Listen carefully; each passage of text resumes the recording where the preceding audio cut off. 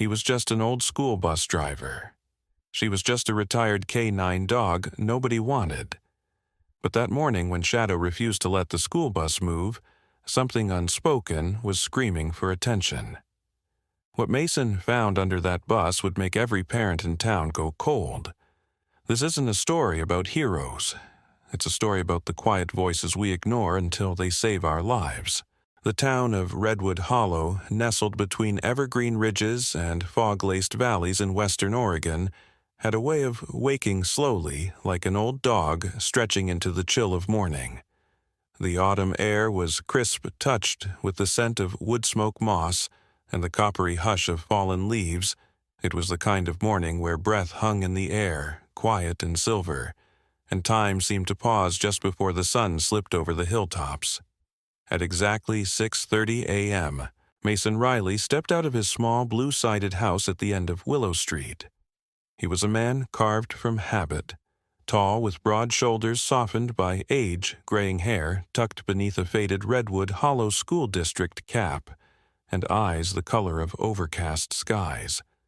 His boots hit the dew-covered porch with familiar weight, his thermos of black coffee steaming against the cold as he locked the door behind him. For 26 years, Mason had driven the same school bus along the same route, greeting the same families. Now, sometimes, the children of children he'd once ferried to school. Behind him padded his daily companion, Shadow, a 5-year-old German shepherd with a coat of sable black and rust, and eyes like amber glass catching first light.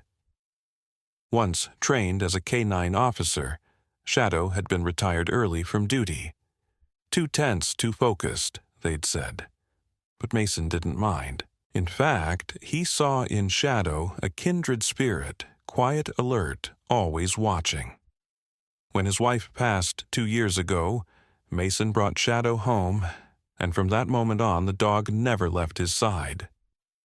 The school district, after some paperwork and a few hesitant glances from administration, allowed Shadow to ride along on Mason's bus. Officially, he wasn't service certified anymore. Unofficially, every parent on Route 6B called him the Guardian, the school bus. Number 42 waited under the sycamores like a sleeping giant. Its yellow paint had dulled over years of rain and sun, but Mason kept it clean, its mirrors wiped and seats orderly. As he slid open the creaky door, Shadow jumped aboard with practiced grace, pacing the front aisle before settling into his spot directly behind the driver's seat, his self-declared post. By 6:45 a.m. they were pulling away from the depot, the bus rumbling gently down Maple Hollow Road.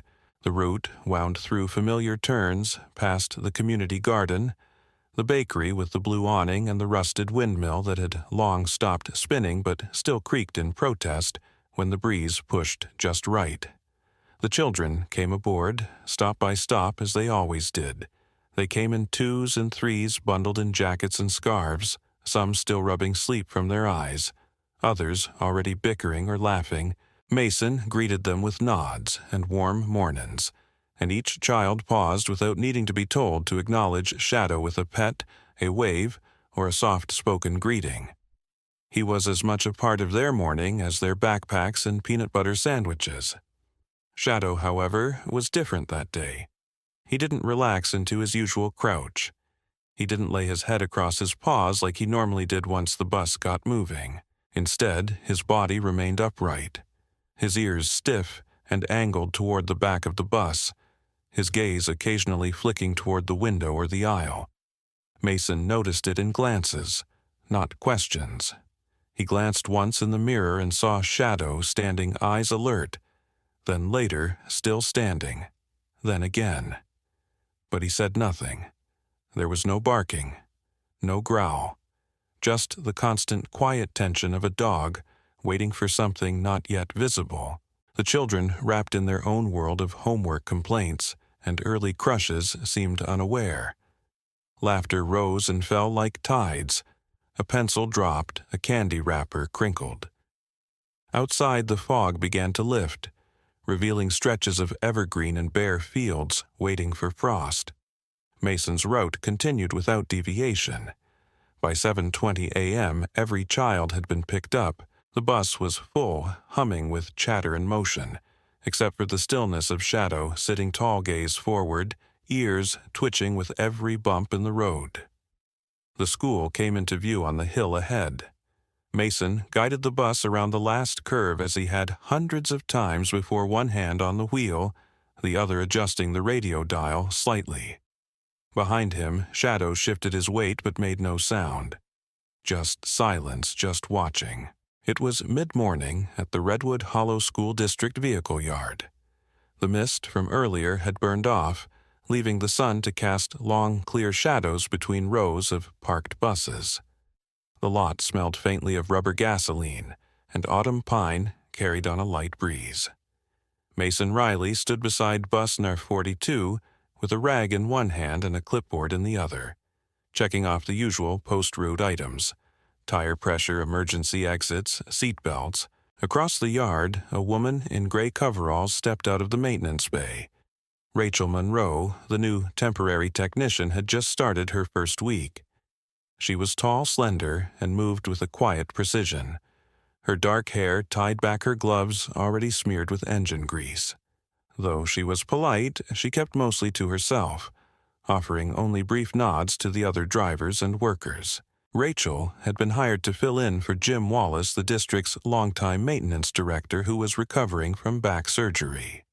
On paper, she came with excellent credentials, training from a regional technical college, 5 years in fleet maintenance, and strong references from a nearby district. But what she hadn't told anyone in Redwood Hollow was this: she had a history here. 2 years ago, her older brother, Dean Monroe, had worked in this very garage. He was known as a meticulous but blunt technician, someone who never cut corners and didn't mind stepping on toes when safety was at stake. Dean had filed a formal report alleging structural weaknesses in several of the buses, citing issues with aging chassis welds and improper part replacements. The administration, particularly the transportation director at the time, had dismissed his concerns. Not long after Dean had been let go officially for conduct unbecoming. Now, Rachel was back under a different name on the HR files, and no one seemed to have made the connection. She didn't mention Dean during the hiring process, and she intended to keep it that way. She walked toward Mason's bus, clipboard in hand, her boots crunching against gravel. "Morning," she said plainly. Mason glanced up and nodded. "You, the one replacing Jim?" "Yes." "Temporary contract?" "Welcome," he replied. "Hope they warned you this fleet has its own personality." Rachel allowed a faint smile and knelt near the rear wheel, beginning a visual scan. Her movements were methodical, measured, not unlike a surgeon preparing an incision. She didn't speak as she worked, and Mason appreciated that he went back to his own checklist, leaving her to hers. Just then, Shadow stirred from the shade near the front tire. His ears perked, nose twitching. He stood slowly and began to walk toward the back of the bus. Posture tense, steps deliberate. Rachel looked up as the German Shepherd approached. Shadow lowered his head nose, brushing the gravel as he sniffed along the edge of the rear undercarriage. Then, with a low, vibrating growl, he began to scratch at the metal panel just beneath the fuel tank. His claws tapped rhythmically against the frame. Rachel blinked. "Does he do that often?" Mason turned. "No, that's new." Shadow continued to scratch nose. Pressed to the same spot, Rachel stood watching. She said nothing, but her eyes lingered on the space Shadow was so interested in. Then she made a small mark on her clipboard. "That panel's been checked." "Passed inspection last quarter," Mason said, voice low, almost cautious. Rachel gave a single nod. "I'll take a closer look this week." Shadow stopped scratching but didn't walk away. He just sat down. Slowly, ears high, eyes fixed. Rachel looked at him. He looked back, and something unspoken passed between them, warning recognition or perhaps a question only a dog could ask. Dawn broke slow and smoky over Redwood Hollow, with thick mist blanketing the treetops and settling over the school bus depot like a silken shroud. The stillness was broken only by the muffled groan of hinges and the low hum of diesel engines beginning to stir. Mason Riley arrived precisely at 6:15 a.m., as he had for the past 2 decades, coffee thermos in hand and cap low over his eyes. Shadow, the 5-year-old German shepherd with a sable coat and amber eyes, was already alert. He had leapt down from the porch before Mason even finished locking his door, tail stiff and ears pricked forward, body vibrating with the kind of energy Mason hadn't seen since their old patrol days. By the time they reached the depot, the sun was just beginning to filter through the pine needles, casting thin, slanting beams across the rows of yellow buses. Mason moved through his pre-trip inspection like a man half asleep. But Shadow wasn't. As Mason opened the folding door to bus number 42, Shadow didn't climb aboard. Instead, he blocked the stairs with his body, low growls rattling deep in his chest. His gaze was fixed not on the front of the bus but its undercarriage. His body was tense, his hackles slightly raised. "Come on, buddy," Mason muttered. "We've got a schedule." But Shadow didn't move. Instead, he stepped back, then circled around the rear of the bus.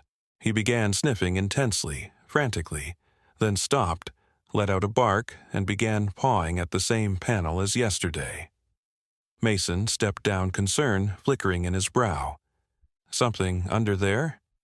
He knelt but saw nothing unusual. The frame was dusty but intact. No wires, no leaking fluid, just steel and bolts. Shadow continued growling, low, pacing slightly between the rear wheels. Mason rubbed his temples. Maybe I should have Rachel take another look. But the clock was ticking, and route schedules didn't wait for canine suspicions. Shadow hesitated even as Mason called him again. Only when Mason climbed into the bus and started the ignition did the dog finally leap aboard. But instead of settling behind the driver's seat, he stood firm, facing the aisle, staring intently toward the rear. As Mason pulled out of the lot, the road still dewy and lined with silent trees. Shadow let out a sharp, single bark. Then another, then a low growl. He lowered his head, posture crouched as if he were stalking something. Only he could see. The morning pickup began as usual, winding through the sleepy roads of Redwood Hollow. Kids shuffled aboard with hoodies and backpacks, murmuring half-awake greetings. Ava Bell, a 4th grader with oversized glasses and a sharp gaze that missed very little, was the first to pause beside Shadow. She had curly auburn hair tied back with a sunflower clip and an old soul's tendency to observe rather than speak. She knelt beside him and tilted her head. "He's trying to tell us something." Mason looked over his shoulder. "Morning, Ava." "Morning, Mr. Riley," she said absently. Still watching the dog, Shadow had his nose pressed to the floor, his body rigid. "He doesn't usually act like this. Is he okay?" "He's been jumpy lately," Mason admitted. Ava nodded, like he's protecting something or warning us. Then she stood and made her way to her usual seat near the middle. Mason frowned but said nothing. A dog's instincts were one thing. A 4th grader's insight was another. But when both were saying the same thing, he pushed the thought aside. The route must go on. Meanwhile, elsewhere in town, a man in a battered green windbreaker parked a dusty sedan beneath a faded billboard just off the main road. The car was caked in mountain dust and pine sap, its windows slightly tinted. Dean Monroe. Rachel's brother hadn't set foot in Redwood Hollow since the day he turned in his tools and walked out of the vehicle yard with his head held high and his future cut short. He looked older now, early 40s, face weather-worn short black hair streaked with premature gray. He had the build of a man who once worked with his hands, but hadn't done so in a while. The lines on his face had deepened since that bitter exit, but his eyes still carried the same fire. He reached into his coat pocket and retrieved a small USB drive wrapped tightly in masking tape. On it were the same technical findings he had submitted 2 years ago: structural anomalies, compromised welds, incomplete repair logs. No one had listened then. But now something had changed. Rachel's quiet messages, vague mentions of the German shepherd acting strange, had stirred something in him. Dean didn't trust the administration, but he did trust his gut, and his gut told him there was still time to fix what had once been ignored. He stepped out of the car, pulling his baseball cap low. The town looked the same. The diner with the leaning sign, the water tower with peeling paint, and the crisp air filled with pine and distant wood smoke. But it felt different. And he didn't plan to be seen, at least not yet. At the school, Mason parked. Bus number 42, in its designated spot, still rattled by Shadow's tense energy. The children filed off, some patting the dog as they passed. Shadow didn't respond. He remained where he was, eyes locked on the floor. As Mason shut down the engine and rose to stretch, he noticed that Shadow refused to exit. Instead, the dog barked once, then jumped down and immediately ran to the rear of the bus. He began to sniff again, digging at the same spot as before. Rachel wasn't in sight. Mason pulled out his phone, then paused. Instead, he crouched beside Shadow and looked again, closer this time. His hand brushed against the lower corner of the frame, and he felt something rough beneath the metal, a thin residue almost waxy. He frowned. "Okay, partner," he said quietly. "You might be onto something." The morning light filtered through the oaks lining Redwood Hollow's roads, dappling the yellow bus with dancing shadows as it rolled along its familiar path. Bus number 42 hummed quietly under Mason Riley's practiced hands, and the engine rumbled with the steady cadence of habit. The children were subdued today, some studying, others chatting, the usual laughter now mixed with glances toward the front of the bus. Something in the air felt tight, tense. Shadow. The sable-furred German shepherd was not in his usual spot behind the driver's seat. Instead, he paced restlessly along the narrow aisle, head low tail, stiff eyes flicking toward the windshield as if sensing a danger no one else could see. Mason noticed. Of course he noticed. After nearly 6 years of living with the dog, he could read Shadow's body like a second language. And today it spoke of unease. As the bus approached the final curve near Oak Ridge Elementary, the road narrowed before widening again at the main drop-off zone. Mason slowed instinctively, more out of caution than necessity. The sidewalks ahead were still empty. No crossing guards yet, no waiting parents, just quiet. Then it happened. Shadow surged forward with a bark loud enough to jolt several kids upright. The dog leapt past Mason's seat and landed at the front of the bus. He didn't stop. His paws hit the floor, and he launched through the folding doors just as they began to open for the school zone. Mason slammed the brakes. The children screamed as their bodies jolted forward. Papers flew into the air, and the whole bus gave a metallic groan of protest. Outside, Shadow now stood directly in front of the vehicle, squared off like a statue carved from muscle and resolve. He barked again, short, firm, unrelenting. Mason's heart hammered. He cut the engine, unbuckled his seatbelt, and stood. "Everyone, stay in your seats," he said, voice tight. "Nobody moves." In the fourth row, Ava Bell had already knelt on her seat to look through the window. Her oversized glasses reflected the morning sun. "He's doing it again," she whispered. "He knows something's wrong." Mason stepped outside. The air was cool and thin, filled with the early scent of chalky pavement and dew-soaked pine. Shadow didn't move as Mason approached. He just looked up, ears forward, gaze locked with his handlers. Then slowly he turned and sniffed beneath the front bumper, letting out a soft whimper. Mason crouched beside him and saw nothing. Nothing obvious anyway, but the dog's urgency was impossible to ignore. He stood and pulled his phone from his pocket. "Yeah, dispatch," he said, voice low but firm. "This is bus 42. We've got an issue near Oak Ridge Elementary. Requesting police presence might be a safety matter. No, I'm not sure, but my K9 won't let me move the bus, and I'm inclined to believe him." Inside the bus, the children buzzed with worry. Mason climbed aboard and spoke into the PA system. Everyone remained seated. "We're just going to wait here for a little bit. Everything's okay, but we're being careful." Some kids nodded. Others clutched their backpacks like shields. Ava looked calm but watchful. 10 minutes passed before the first police cruiser pulled into view. Officer Mark Delaney stepped out. He was tall, barrel-chested, and had a permanent squint like someone who'd spent too many years staring into the sun. His uniform was neat. Radio clipped to his chest, and his tone always hovered somewhere between casual and commanding. "Morning, Mason," he said, jogging up to the bus. "Heard you've got a situation."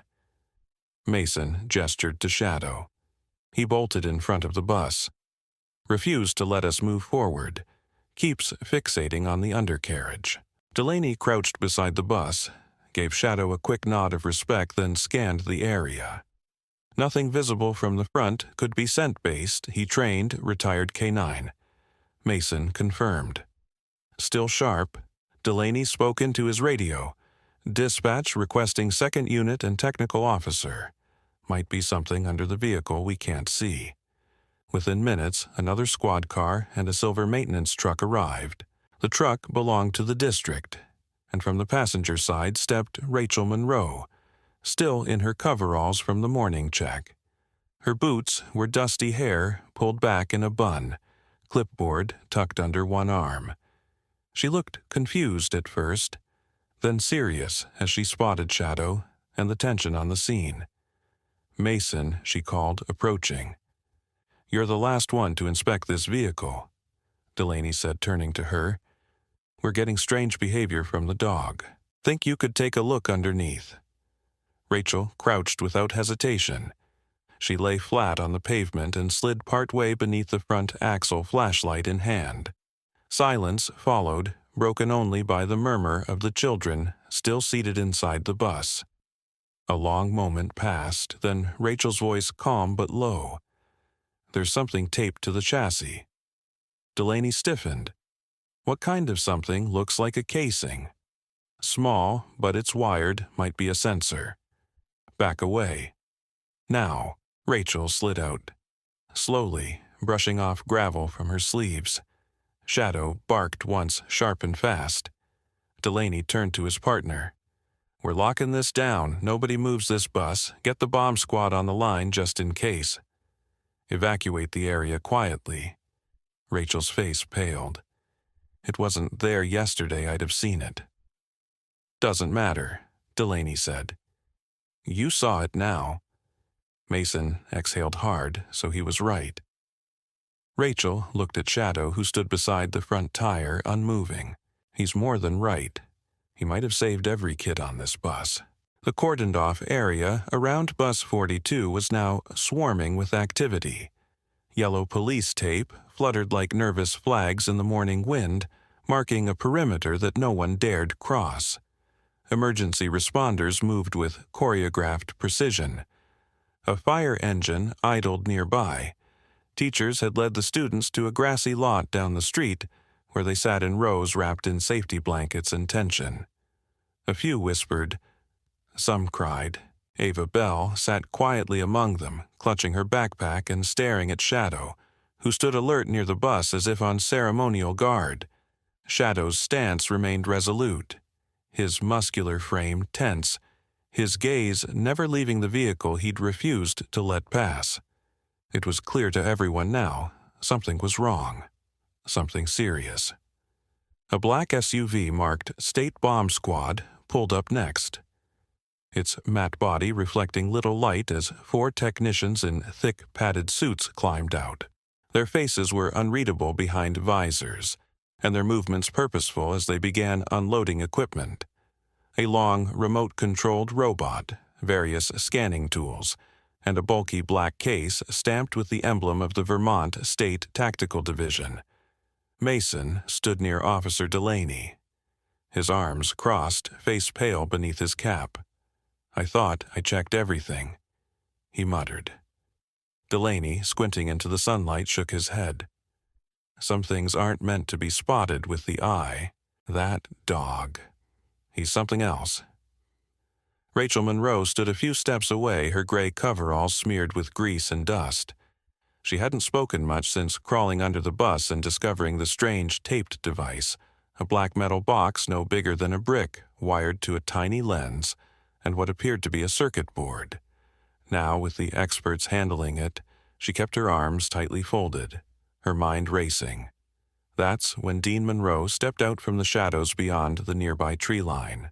He looked different than he had 2 years ago, more worn, more cautious. His jacket was creased and dusty jeans scuffed, and his black boots carried a thin layer of dry pine needles. In his right hand he held a small object, a silver USB stick taped and sealed in a clear sandwich bag. Delaney spotted him first and raised a hand. "Sir, this is a restricted area." Dean stopped but didn't turn back. He raised the USB. "I'm here to talk about what's under that bus." Mason tensed. Rachel's eyes widened. Delaney frowned. "You're Dean Monroe." Dean nodded. "Yeah." Step forward. Slowly, Rachel stepped between them before the situation could escalate. "He's my brother," she said quickly. "And I think we should hear him out." Delaney exhaled through his nose but waved a hand. "Fine. But talk fast." Dean stepped forward, every movement deliberate. "I know what that device is. I put it there." A beat of silence. Even the wind seemed to pause. "You planted an explosive," one of the technicians asked, stepping away from the robot. "No," Dean said. "It's not a bomb. It just looks like one. It's a decoy, a bluff." He handed the USB to Delaney, who passed it to a nearby officer with latex gloves. "Start scanning this." Dean looked directly at Mason. 2 years ago, I found structural cracks in the chassis support beams of 5 buses. Number 42 was one of them. The fractures weren't catastrophic yet, but they were spreading especially along the main load-bearing bar under the fuel tank.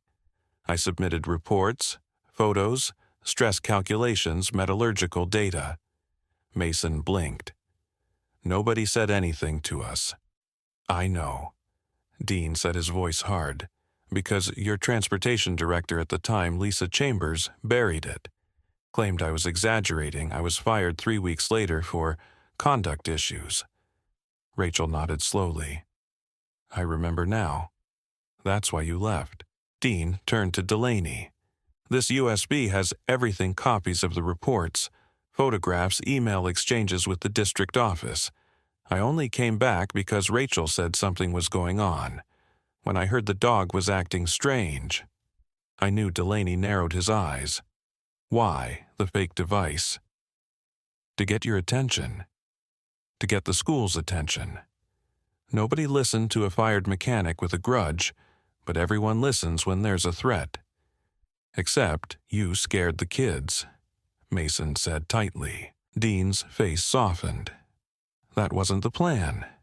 The device only transmits a signal once the bus reaches a specific GPS location, right where it stopped. It's not dangerous. But I knew something like this would trigger a real inspection." Shadow barked once from behind them, breaking the rising tension. A technician emerged from the vehicle with a laptop in hand. The USB checks out dozens of reports. The device under the bus has no explosive materials. It's wired with low-voltage dummy circuits and a decoy transmitter, classic deterrent tech. Harmless, but convincing. Delaney ran a hand over his face. "Jesus." Rachel stepped forward. "You were right all along." Dean gave a tight nod. "I didn't know what else to do."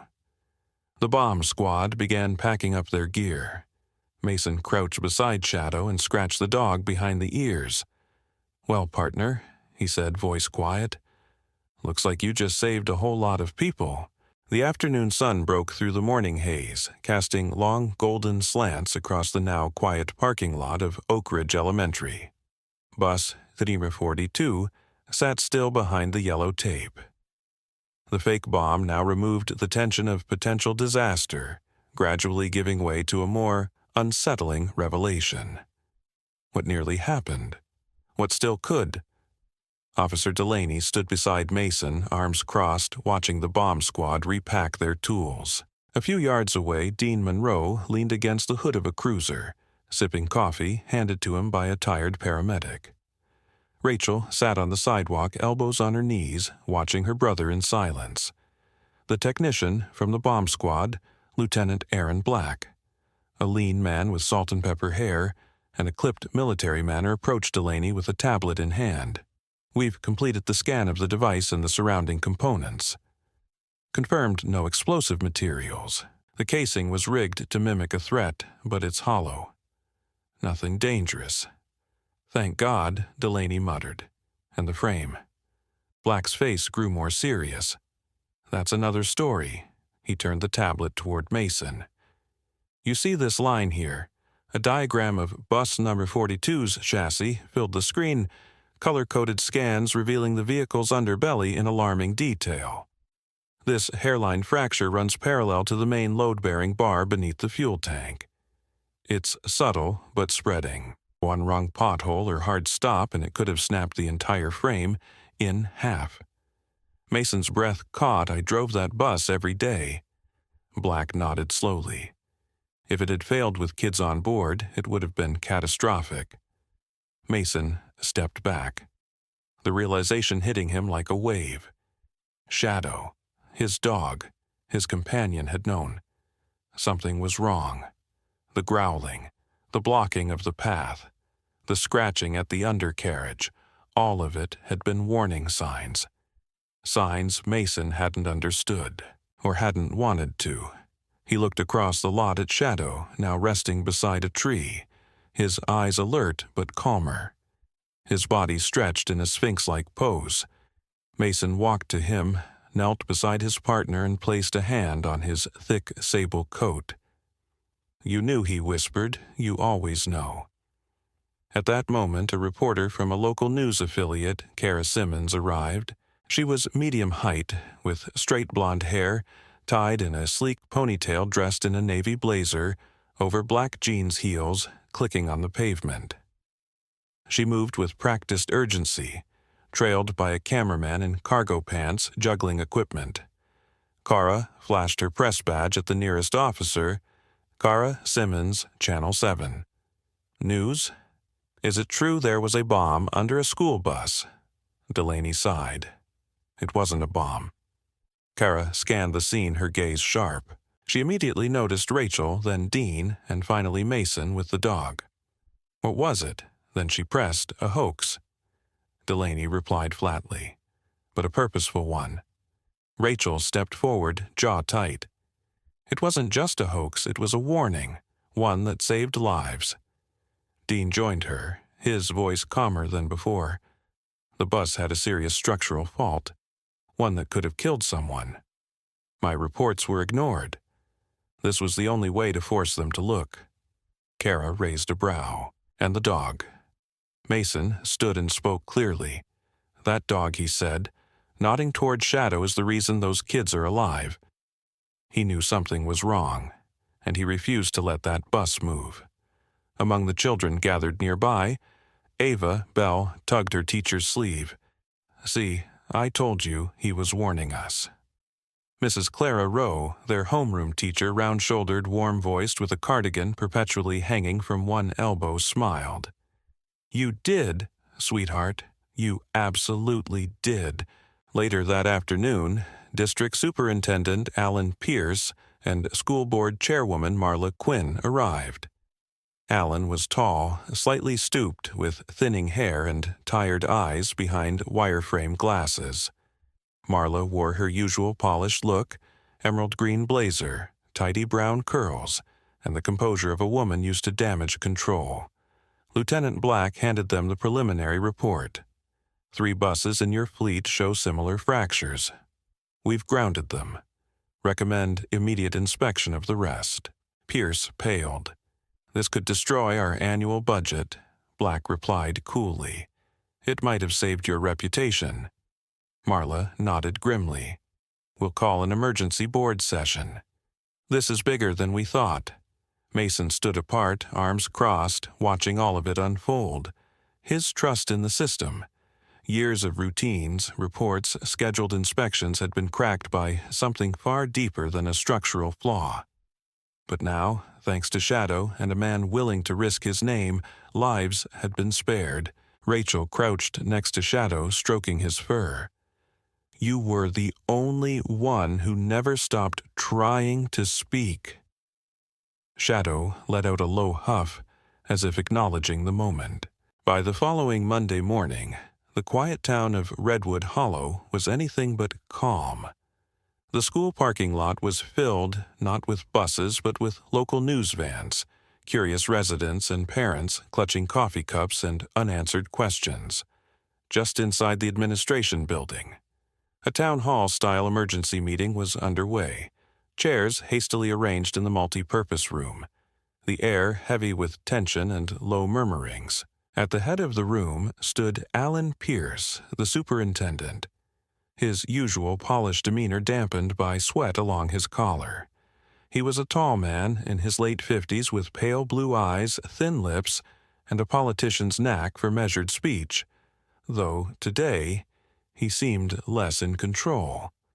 Beside him sat Marla Quinn, the school board chair, her fingers nervously turning a silver pen in her lap. Her voice was usually the calm anchor in public meetings, but now even she avoided the eye contact of the crowd.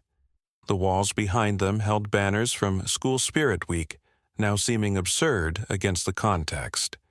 "Drive toward the future," read one in red and gold. Kara Simmons from Channel 7 stood toward the back, scribbling notes for her midday news segment, her cameraman already packing up. In the front row, Rachel Monroe sat dressed in clean navy coveralls and a white undershirt, her shoulders squared despite the weight of what the day represented. Next to her, Dean Monroe looked like a man who had just stepped out of a storm jacket, wrinkled 5 o'clock shadow darkening his jawline, but his presence had a gravity that settled the room. Mason stood just behind them, his K9 partner, Shadow calmly sitting by his side. Shadow, nearly 8 years old now, his sable fur slightly graying around the snout, remained vigilant, and still his deep brown eyes scanning the room with quiet intensity. Pierce cleared his throat and leaned into the microphone. "We'd like to thank everyone for coming today. I know this situation has caused concern, even fear, but we are here to address it head-on." A woman raised her hand from the second row. Carla Beckett, a mother of 3, with a sharp chin, a no-nonsense tone, and a long history of PTA activism. Why weren't the buses inspected sooner? Why did it take a dog to stop a disaster? Marla took the mic. "We were relying on our scheduled inspections, but clearly the system had gaps, and people who tried to warn us weren't listened to." All eyes shifted to Dean. Dean stood. His voice was steady. 2 years ago, I submitted a report. It wasn't taken seriously, maybe because I wasn't polished enough or maybe because it was easier to ignore, but I never stopped believing someone would listen. A few heads nodded, a man in the third row. Tom Gallagher, the town's retired fire chief, leaned forward. "You saved lives, son. You and that dog." He nodded toward Shadow, who gave a small huff, as if acknowledging the compliment. Rachel stood next. "I want to be clear. I was only recently hired as a temporary replacement. But when I saw Dean's old reports again, I knew they were real. I didn't know how to fix the past. I just wanted to do right by the present." Pierce turned back to the microphone. "And that's why today I'm making 2 announcements. First, Rachel Monroe has been offered a full-time position as Senior Maintenance Supervisor effective immediately." Scattered applause rippled across the room. Rachel blinked in surprise, then gave a tight smile. Second, Pierce continued, Dean Monroe will serve as an independent safety advisor to the district, consulting on all mechanical reviews moving forward. More clapping now, louder this time. And finally, Marla added with a note of warmth in her voice, we want to recognize one more figure whose silent instincts kept this tragedy from happening. She gestured toward Shadow Mason, gave the leash a gentle tug, leading Shadow to the center of the room. The German shepherd sat without command, poised like a soldier at attention. Someone handed Mason a small medallion on a ribbon, the school's highest civilian recognition, typically reserved for retiring staff or major donors. Mason knelt and clipped it onto Shadow's collar. This is for the dog who didn't bark to scare. Marla said, but to warn. Who did what? We humans failed to pay attention. The parents, some who had initially expressed anger and fear, now stood, many with tears in their eyes. Carla Beckett, the most vocal critic, walked forward, knelt beside Shadow, and whispered, "Thank you for protecting my babies." By noon, the news vans had left, but the spirit of resolve remained. Alan Pierce issued a district-wide notice mandating immediate inspections of all buses, independent of internal records. New safety protocols were being written before the week was out. The school board scheduled monthly open-door forums for parents to raise any concern. However small, Rachel returned to her station in the garage that afternoon, clipboard in hand, finally holding the authority to do what she knew was right. Dean worked beside her, already reviewing blueprints of the remaining fleet. Meanwhile, Mason and Shadow returned to their route, though now Mason checked the underside of his bus personally each morning, and Shadow received a pat from every kid who stepped on board. In the following weeks, Shadow's image alert poised was painted on a mural outside the school gym. The children called him the Silent Sentinel. 3 weeks after the morning that nearly changed everything, the town of Redwood Hollow gathered once more, but this time in celebration. The autumn air was crisp, and bright golden leaves drifted down from towering maples that lined the sidewalks, and the midday sun cast warm light across the schoolyard where rows of folding chairs had been arranged in neat lines. Colorful banners fluttered from the chain-link fences. Thank you, Shadow. Safe roads, safe kids, and Redwood rises. At the center of it all stood a temporary wooden stage adorned with red and white bunting. The whole town had been invited. Teachers, parents, students, reporters, mechanics, and city officials, and the turnout was overwhelming.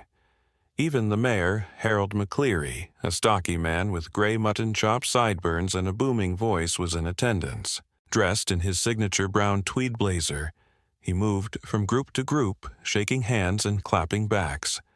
But the real focus was on a quiet figure waiting at the side of the stage. Mason stood in full uniform, one hand resting lightly on the harness of Shadow the German shepherd, who had in many eyes saved a town. At nearly 8 years old, Shadow's sable coat still gleamed under the sun, his posture proud and alert. His eyes flicked to the movement of children playing on the school lawn, ever watchful. Behind Mason stood Meredith Carter, the new head of transportation safety, a tall, straight-backed woman in her 40s with short brown hair and steel-gray eyes. A former military logistics officer turned civilian safety consultant, she had been brought in after Dean Monroe's revelations to audit and overhaul the district's mechanical and reporting systems. Her presence gave the community reassurance that change wasn't just symbolic. Seated near the front of the stage were Rachel and Dean Monroe. Dean wore a pressed shirt and black slacks, his hair trimmed neatly, and his once defensive manner had given way to something calmer, more grounded. Rachel, her blue coveralls exchanged for a modest navy dress, had become something of a hometown icon, proof that speaking up, even when inconvenient, mattered. Mayor McCleary took the stage first, the mic squealing once before settling. He cleared his throat, grinning wide beneath a thick mustache. 3 weeks ago, we were scared, he began. We were caught off guard. But today we stand here grateful, because in the face of silence, one voice stood firm, or rather, one bark. Laughter rippled through the crowd. He gestured toward Mason and Shadow. Officer Mason and his retired K-9 partner Shadow reminded us what vigilance looks like, not through force, but through attention, through love, and through duty. Applause erupted. Shadow gave a short bark, earning a round of chuckles from the children. The mayor continued today by unanimous vote of the town council and school board. We officially recognize Shadow as an honorary member of the Redwood Hollow School Safety Patrol. A group of fifth graders stepped onto the stage led by none other than Ava Bell, a small girl with curly brown hair and glasses too large for her face, her bright yellow dress fluttering in the breeze. She held a velvet cushion upon which lay a custom medal, engraved with Shadow's name, and the words for vigilance and valor. She knelt in front of Shadow as if by instinct offering the cushions. Shadow, in his usual dignified calm, leaned forward, gently nudging the medal with his nose before allowing Mason to clip it to his collar. Ava looked up, beaming. "He was trying to tell us," she said proudly. "And now everyone knows." The crowd erupted in applause again, this time louder, fuller, mixed with shouts of appreciation. Later, Mason stepped up to the mic. His voice, usually reserved, rang out. "Steady. Shadow was trained to protect," he said. But what he did that day wasn't about training. It was about instinct, about knowing something was wrong and refusing to let us ignore it. I've never been more proud of a partner, and I've had many over the years. He paused, looking at the children. But I'm just as proud of all of you, for listening, for learning. Safety doesn't belong to adults alone. It's something we all take care of. Together.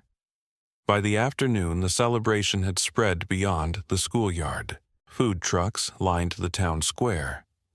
A mural of Shadow was being painted by local artist Tommy Granger, a lanky man with a goatee and paint-splattered jeans who'd grown up in Redwood and returned after studying fine arts in Chicago.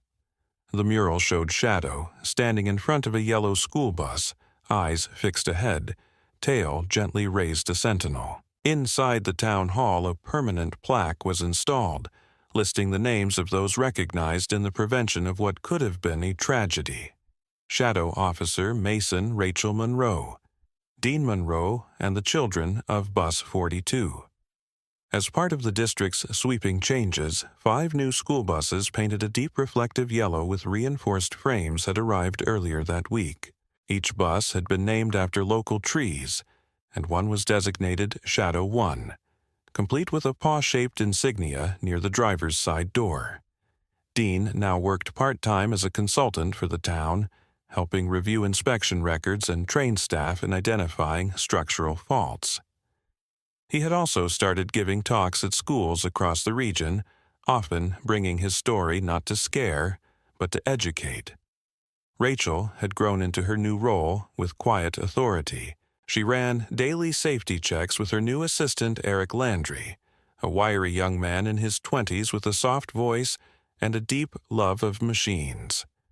Together they formed a routine that was both efficient and thorough. Nothing was left to chance. As the sun dipped behind the rooftops of Redwood Hollow, the town glowed with the light of lanterns and a collective sense of renewal. People hugged a little longer.